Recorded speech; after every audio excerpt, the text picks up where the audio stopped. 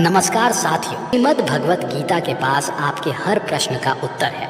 चाहे आपकी कोई भी परेशानी हो, कोई भी इच्छा हो, श्रीमद् भगवत गीता आपके हर प्रश्न का उत्तर देती है, आपकी हर समस्या का हल देती है। चाहे वह परेशानी आपके मन की हो, धन की हो, या आपके शरीर की हो, या आपके रिश्तों की हो, आपको अपनी हर समस्या का उत्तर श्रीमद् भगवत गीता में ज़रूर मिलेगा।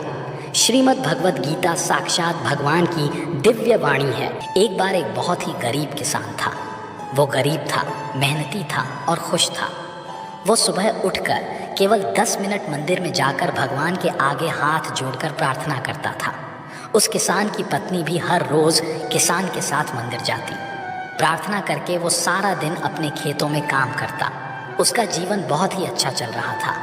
अपनी मेहनत की कमाई से वो कुछ ज़्यादा तो नहीं कमा पाता था, लेकिन फिर भी जितना कमाता था उसमें भी कुछ पैसे लोगों की भलाई में लगा देता था। एक बार उसके गांव में एक बीमारी फैल गई। किसान का इकलौता लड़का बहुत बीमार हो गया। किसान के गांव में इस बीमारी के इलाज के लिए कोई अच्छा डॉक्टर नहीं था।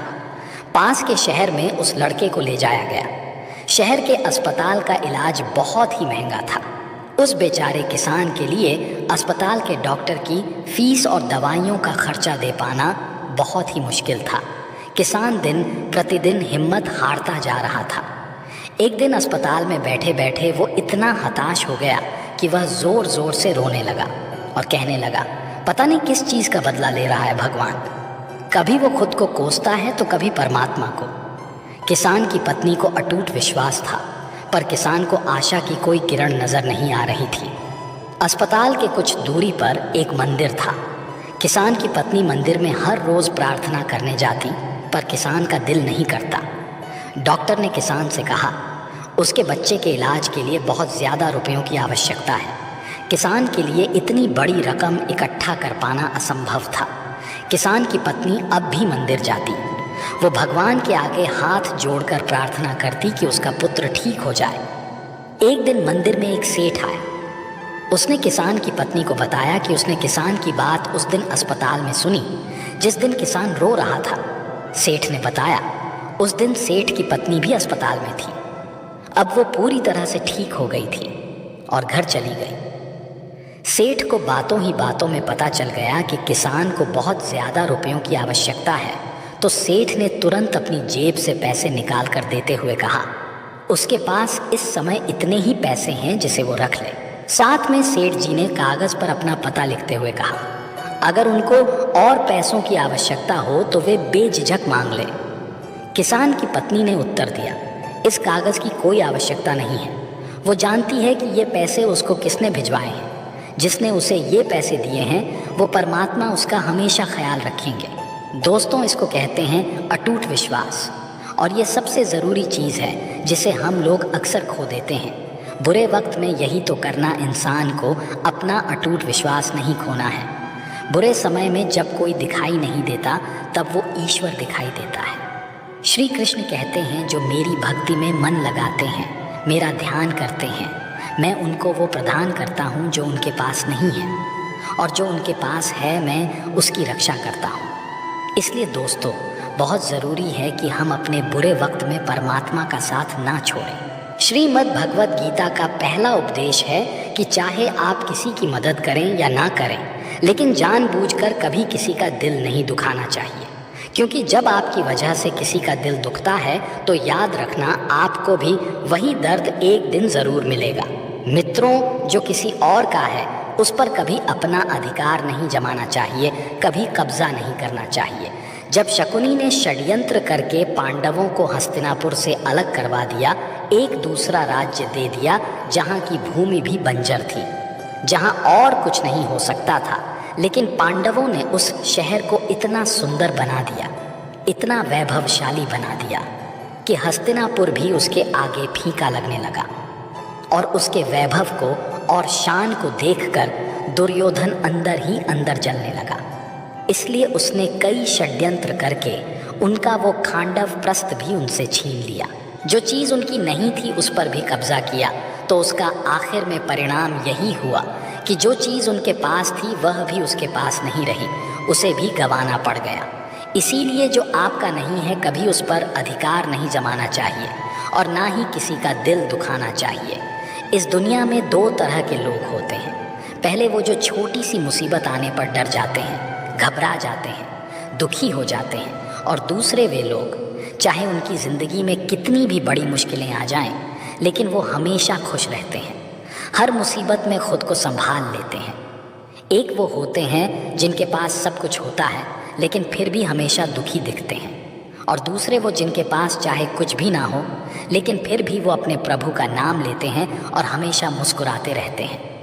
श्रीमद् भगवत गीता में भगवान श्री कृष्ण कहते हैं कि हे अर्जुन, मनुष्य अपने जीवन को सरलता से जी तो सकता है मगर फिर भी वो कभी सरल जीवन नहीं जी पाता। वह हमेशा चिंताओं से घिरा रहता है। वो भूतकाल की बातों को सोचकर परेशान होता रहता है। वो मौत से डरने लगता है।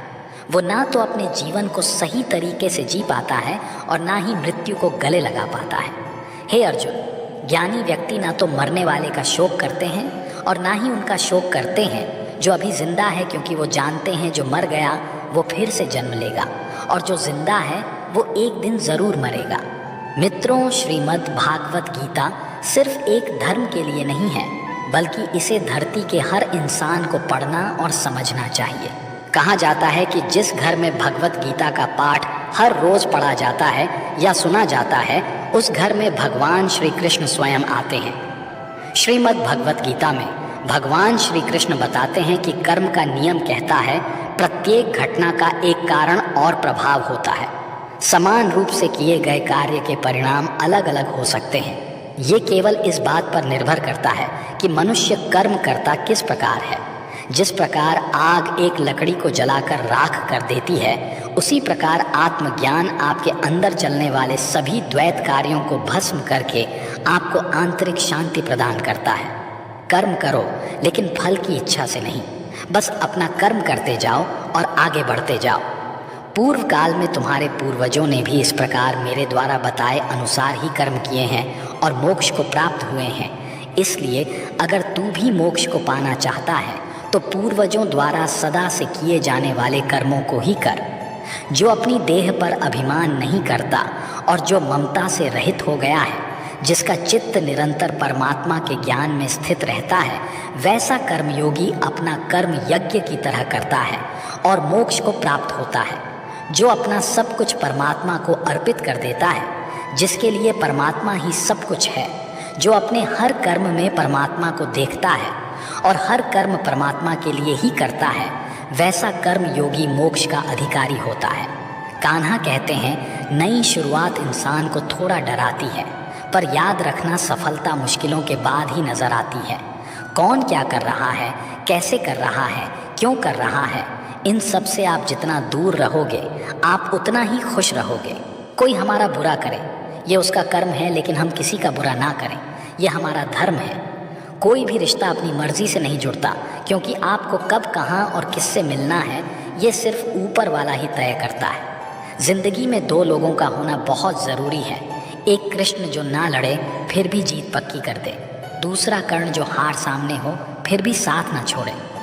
कान्हा कहते हैं, तू करता वही है जो तू चाहता है, मगर होता वही है जो मैं चाहता हूँ। तू वही कर जो मैं चाहता हूँ, फिर होगा वही जो तू चाहता है। इंसान गलत कार्य करते समय दाएं बाएं आगे पीछे चारों तरफ देखता है, बस ऊपर देखना भूल जाता है। जो मनुष्य ऊपर देख पाता है वो कभी गलत काम करने की हिम्मत नहीं करता। मित्रों, भगवान श्री कृष्ण कहते हैं कि जो भी मेरे भक्त श्रद्धा से मुझे भजते हैं, मेरा नाम जपते हैं, मेरी पूजा करते हैं तथा मुझसे प्रेम करते हैं, वो मेरे हैं और मैं उनके सभी कष्टों का हरण करके उन्हें वे सभी सुख प्रदान करता हूँ जिनकी वो कामना करते हैं। जीवन मिलना भाग्य की बात है, मृत्यु होना समय की बात है, लेकिन मृत्यु के बाद भी लोगों के दिलों में जीवित रहना ये कर्मों की बात है। कर्म योगी अपने मन और बुद्धि की शुद्धि के लिए ही अपने शरीर, मन, बुद्धि और इंद्रियों के साथ आसक्ति रहित होकर कर्म करते हैं। भगवान श्री कृष्ण कहते हैं, मैं हर जगह हूँ, मैं इस सृष्टि का रचनाकार हूँ। मैं भूतकाल, वर्तमान और भविष्य के सभी प्राणियों को तथा उनके विचारों को जानता हूँ, किंतु वास्तविकता में मुझे कोई नहीं जानता, ना ही समझता है।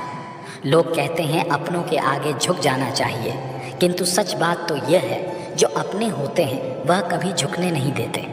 खुश रहने का बस एक ही मंत्र है, उम्मीद बस खुद से रखो, किसी और इंसान से नहीं। दुख और तकलीफ़ें परिस्थितियों से लड़ने से नहीं दूर हो सकती, वे दूर होंगी अपनी अंदरूनी कमज़ोरी दूर करने से, जिसके कारण ही वे सचमुच पैदा हुई हैं।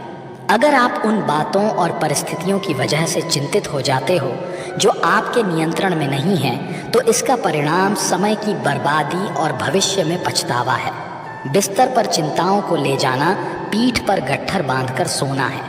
क्यों चिंता करते हो यदि लोग तुम्हें नहीं समझते? चिंता तो तुम्हें तब करनी चाहिए जब तुम खुद को नहीं समझ पाते।